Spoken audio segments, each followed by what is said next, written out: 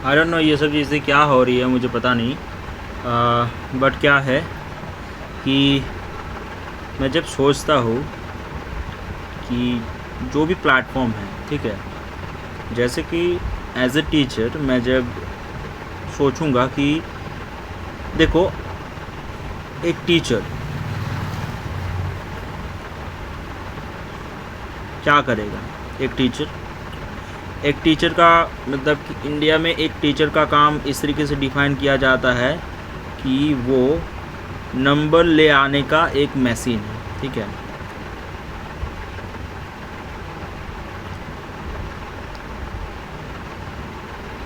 Number या फिर marks दिलवाने का मशीन है।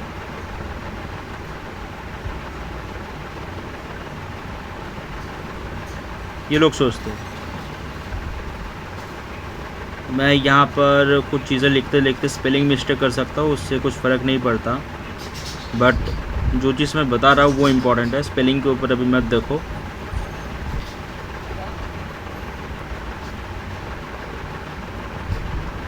तो ऐसा क्यों है इंडिया में? क्योंकि इंडिया में ऐसा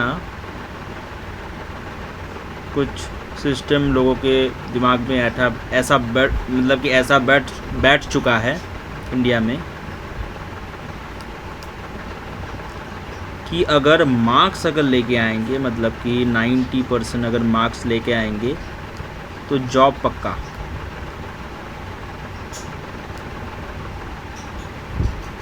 ठीक है, अभी उसके लिए आप क्या कर रहे हो?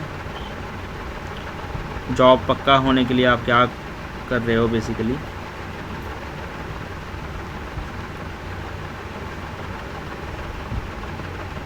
जॉब पक्का होने के लिए आप क्या कर रहे हो कि आप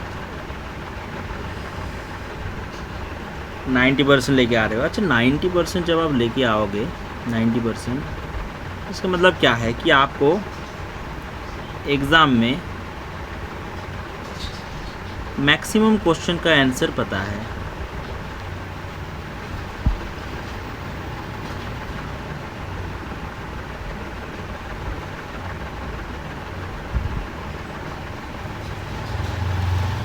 मैक्सिमम क्वेश्चन का आंसर आपको पता है, इसलिए आपको 90% नंबर मिला।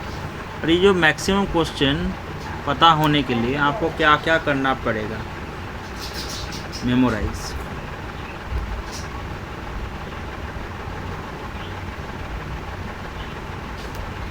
अभी आप मुझे पूछो, मुझे या फिर किसी और से भी पूछो, ये मेमोराइज करने से कहाँ पर, किस इंडस्ट्री में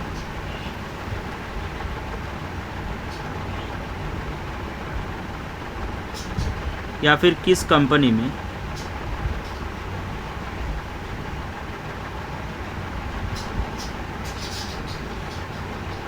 किसको फ़ायदा होगा?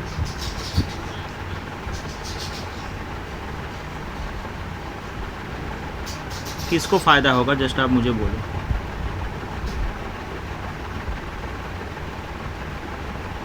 किसको फ़ायदा होगा?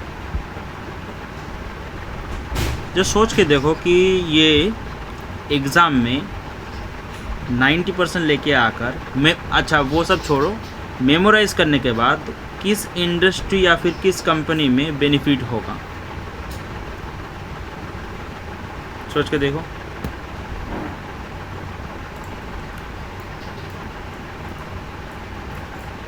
प्योर अगर मेमोराइज़ करोगे तो उसके लिए लॉन्ग टर्म वैल्यू लिमिटेड है मोस्ट ऑफ द कंपनी में, ठीक है। मॉडर्न जो इंडस्ट्रीज़ है जहाँ पर आपको किस तरीके से डिफ़ाइन किया जाता है, मॉडर्न जो इंडस्ट्रीज़ है, मॉडर्न जो इंडस्ट्री में फ़ायदा कहाँ पर होता है?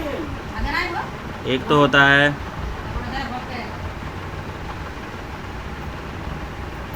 प्रॉब्लम सॉल्विंग में,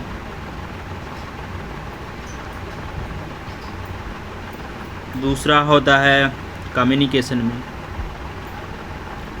तीसरा है एडेप्टिबिलिटी में कि कितना जल्दी आप एडेप्ट कर लेते हो एक सिस्टम को। ऐसा सिस्टम नहीं, इस एजुकेशन सिस्टम की मैं बात नहीं कर रहा हूँ।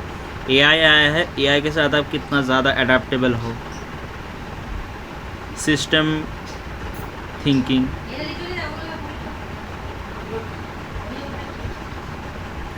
और टेक्निकल एप्लीकेशन, सबसे most important creativity, most important. जैसे लिखते हैं ना बुक में कि कोई भी एक अगर क्वेश्चन, कोई भी एक मैथ अगर बहुत इम्पॉर्टेंट है, वो क्वेश्चन वो एग्ज़ाम में आ ही सकता है, उसके लिए क्या लिखते हैं, VBI, वेरी इम्पॉर्टेंट। तो इस तरीके से मैंने लिख दिया, क्रिएटिविटी इज़ वेरी इम्पॉर्टेंट। और डिसीजन मेकिंग, ये भी बहुत ज़्यादा इम्पॉर्टेंट है।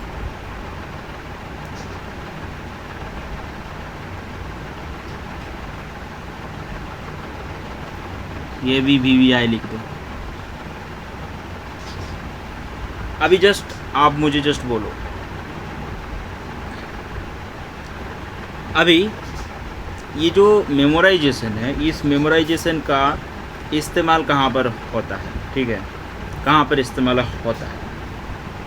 मैं अगर बताऊँ तो फंडामेंटल नॉलेज के लिए, ठीक है, कि आप बेसिक कुछ नॉलेज आप अगर लेना चाहते हो तो उसके लिए चाहिए। ठीक है, जैसे कि क्या चाहिए हमें, अगर हमें ABCD से लेकर Z तक अगर हमें लर्न करना है, या फिर कोई भी एक नया लैंग्वेज, मान लो फॉरेन कोई लैंग्वेज, फ्रेंच या फिर जर्मनी के अगर जानना है, तो अल्फ़ाबेट को हमें मेमोराइज़ करना होगा कि अल्फ़ाबेट किस तरीके से दिखाई देता है। ठीक है, फंडामेंटल नॉलेज के लिए। ठीक है, बट इसमें भी क्या है, आप जस्ट एक चीज़ देख लो कि ये इसको कोरिया में एम साउंड से डिफ़ाइन किया जाता है, ये मुझे कैसे पता चला? या फिर ये इसको कोरिया में एप से एप साउंड करता है, ये मुझे कैसे पता चला? ये मुझे इस तरीके से पता नहीं चला कि मैंने इसको बार बार लिखा, बार बार मेमोराइज़ किया, नहीं, इसका इस्तेमाल मैंने देखा, प्रैक्टिकली इसका इस्तेमाल, उसके बाद ही मुझे ये रिकॉल हुआ। तो फंडामेंटल नॉलेज के लिए भी मेमोराइज़ करने की कोई ज़रूरत नहीं है, जस्ट देखना है, जस्ट इस्तेमाल करना देखना है, और रैपिड रिकॉल करना है। जैसे कि आप अगर कोई भी एक क्वेश्चन आप अगर सॉल्व करना चाहते हो, बेसिकली MCQ में, ठीक है, जो आपके क्वेश्चन कॉम्पिटिटिव एग्ज़ाम के क्वेश्चन जहाँ पर होते हैं, कि मान लो कि कुछ रीज़निंग का क्वेश्चन मान लो, जहाँ पर आपको जानना होता है कि जो K का जो पोजीशन है वो कहाँ पर है, 11 में है। ठीक है, उसी तरीके से T का पोजीशन कहाँ पर है, 20 में। ठीक है, ये जो चीज़ है ये आपको ऑब्वियसली मेमोराइज़ करना होगा। ठीक है, बट ये हमें ज़रूरत क्यों है? ठीक है, हमें जल्दी क्वेश्चन सॉल्व करने की, जस्ट आप मुझे बताओ कि हमें जल्दी क्वेश्चन सॉल्व करने की ज़रूरत क्यों है? बताओ, ज़रूरत क्यों है जल्दी क्वेश्चन सॉल्व करने की? क्योंकि सारे के सारे जो कॉम्पिटिटिव एग्ज़ाम है ना, वो डिज़ाइन ऐसा किया गया है कि हमें प्रेशर के अंदर स्पीड मेंटेन करना होगा। ठीक है,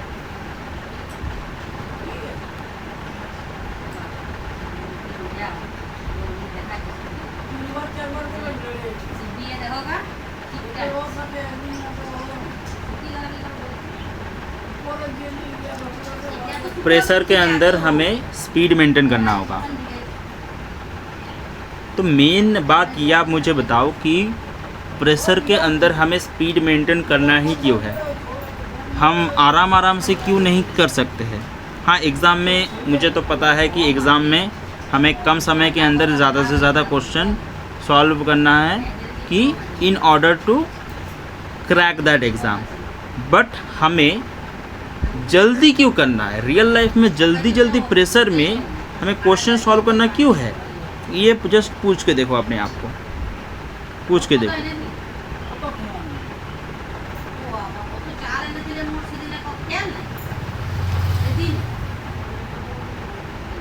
हाँ, एक जगह हो सकता है कि जहाँ पर मान लो कि डॉक्टर है,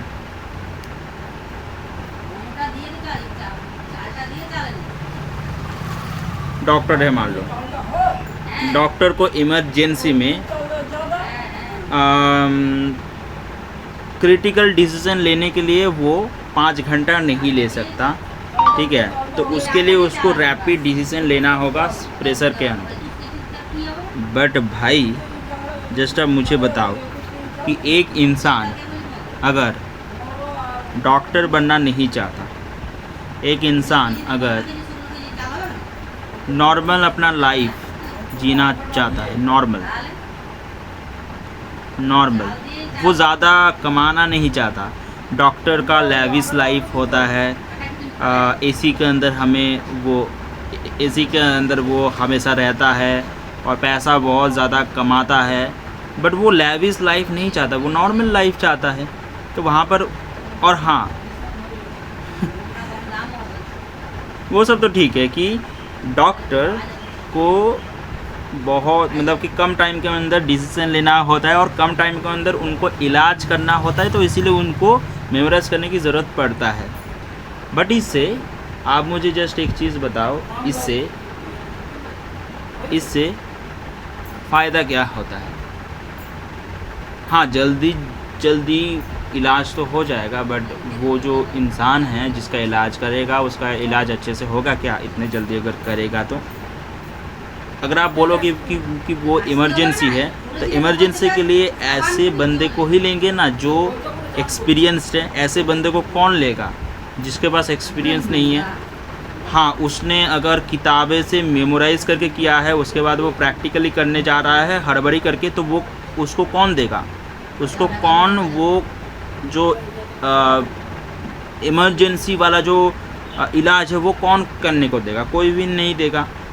10 साल का 20 साल का एक्सपीरियंस होने के बाद ही कोई इमरजेंसी केस जहाँ पर प्रेशर के अंडर फास्ट काम करना होता है उसको ही देगा ना। सिंपल सी बात है।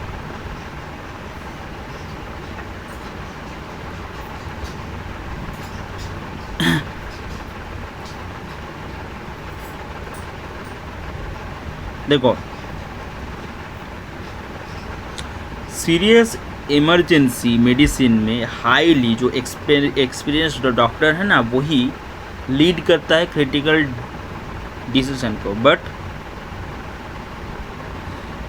हॉस्पिटल ना नॉर्मली नहीं देता। मोस्ट डेंजरस रिस्पॉन्सिबिलिटीज़ डायरेक्टली जो इनएक्सपीरियंस पर्सन है उसको अकेला।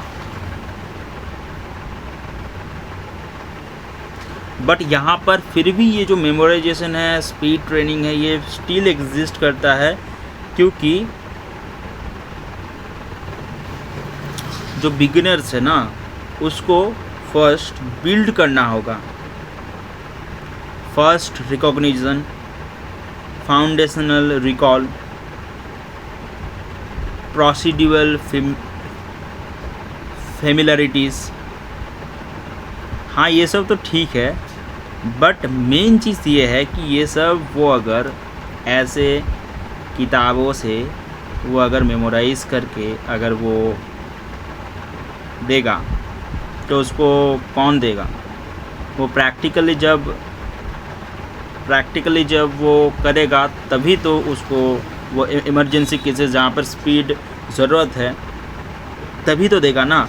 अभी कोई भी एक चीज़ को आप रिपीटेडली अच्छे से अगर आप करो वो चीज़ वो काम, तो क्या होता है कि उस काम के डेप्थ पे आप चले जाते हो, उस काम के डेप्थ पे आप चले जाते हो। और जब डेप्थ में चले जाते हो तब मेमोराइज़ करने की कोई ज़रूरत नहीं होता।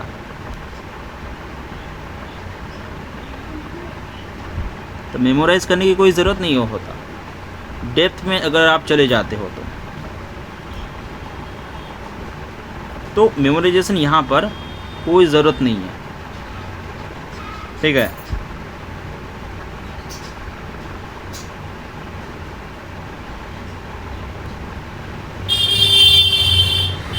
चलो ये सब तो हमें समझ में आ गया।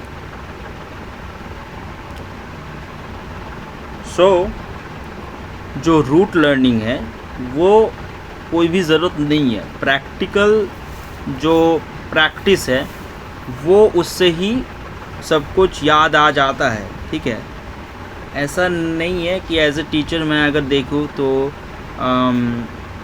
जो एक डिफरेंशिएशन में एक रूल है कि sine x divide by x अगर होगा तो इसका वैल्यू 1 होगा, तो ये मैंने रेक्टाफिकेशन करके नहीं किया है, ये मैंने बहुत क्वेश्चन सॉल्व किया है, इसके ऊपर मेरा इंटरेस्ट दिखाया है, बहुत क्वेश्चन सॉल्व करके मुझे ये चीज़ अभी याद आ चुका है। बट वहाँ पर जहाँ पर क्या है कि एग्ज़ाम, मान लो कि 1 साल के बाद एग्ज़ाम है, 1 साल के बाद एग्ज़ाम है, तो वो पूरा हर एक चीज़ वो बार बार प्रैक्टिकली देखकर वो कर नहीं सकता, क्योंकि जो सिलेबस है वो ह्यूज है।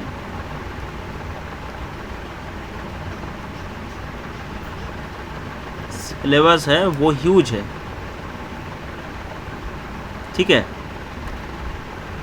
सिलेबस जो है वो ह्यूज है, और इतने ह्यूज सिलेबस को 1 साल में कंप्लीट करना इज़ इम्पॉसिबल, अगर आप प्रैक्टिकली अगर सॉल्व करके अगर आप करना चाहते हो तो इसके लिए क्या है, rote learning is very very important here.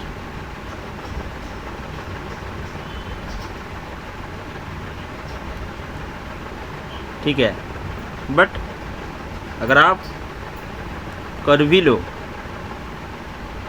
1 साल तक, आप रूट लर्निंग आप कर भी लो, तो जब आप रियल फील्ड में आओगे तब वहाँ पर ये रूट लर्निंग काम नहीं आएगा। बट वहाँ पर क्या होगा कि अभ्यास हो जाएगा, और ये अभ्यास को छोड़ना इज़ वेरी वेरी डिफ़िकल्ट।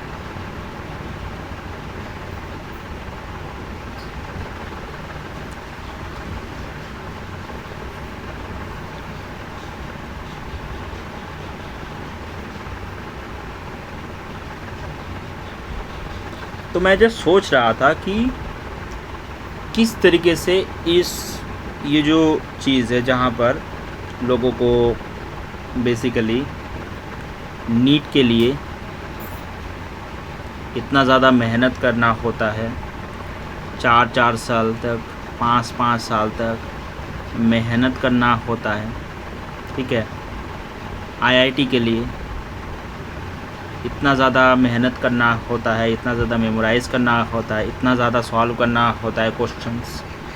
या फिर मैं गवर्नमेंट एग्ज़ाम की मैं अगर बात करूँ, ठीक है, वहाँ पर इतना ज़्यादा डिफ़िकल्टी इन सारे ही एग्ज़ामों में, नीट, आईआईटी, गवर्नमेंट एग्ज़ाम, तीनों में ही क्या है, बहुत ज़्यादा कंपटीशन है और होने का चांसेस बहुत कम है। और उसके साथ साथ पहला प्री का एग्ज़ाम कंप्लीट करना होगा, उसके बाद मेंस का एग्ज़ाम कंप्लीट करना होगा, उसके बाद इंटरव्यू कंप्लीट करना होगा। कुछ में तो 2 एग्ज़ाम होता है, ठीक है।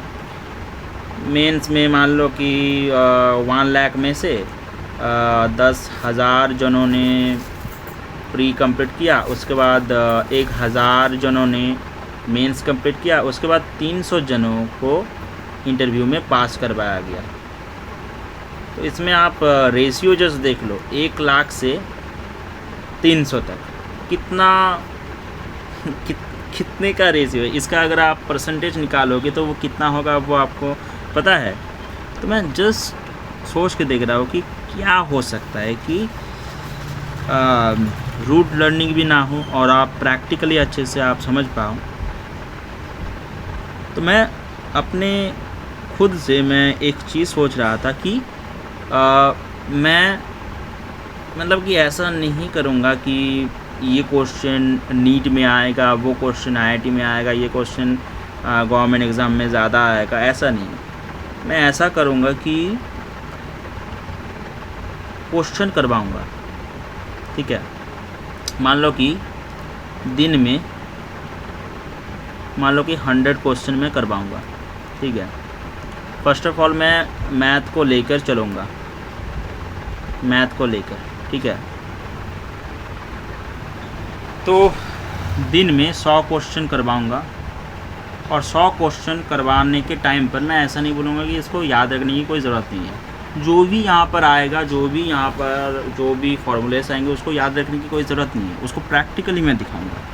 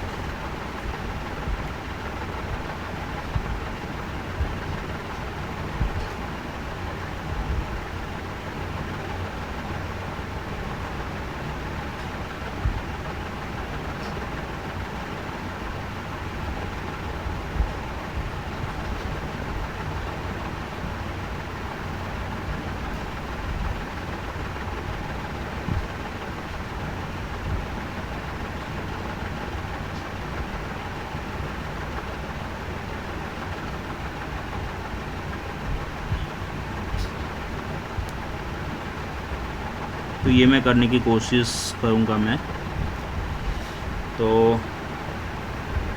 दिन में मैं 100 क्वेश्चन करवाऊँगा या फिर कुछ स्पेसिफिक टॉपिक के ऊपर करवाऊँगा जहाँ पर कुछ अलग हो, कुछ डिफरेंट हो, कुछ डिफरेंट सेट्स से मैं करवाऊँ, कुछ अलग अलग एग्जांपल से मैं करवाऊँ।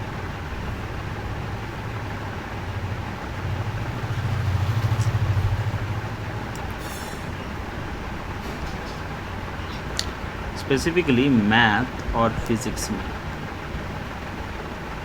दोनों में।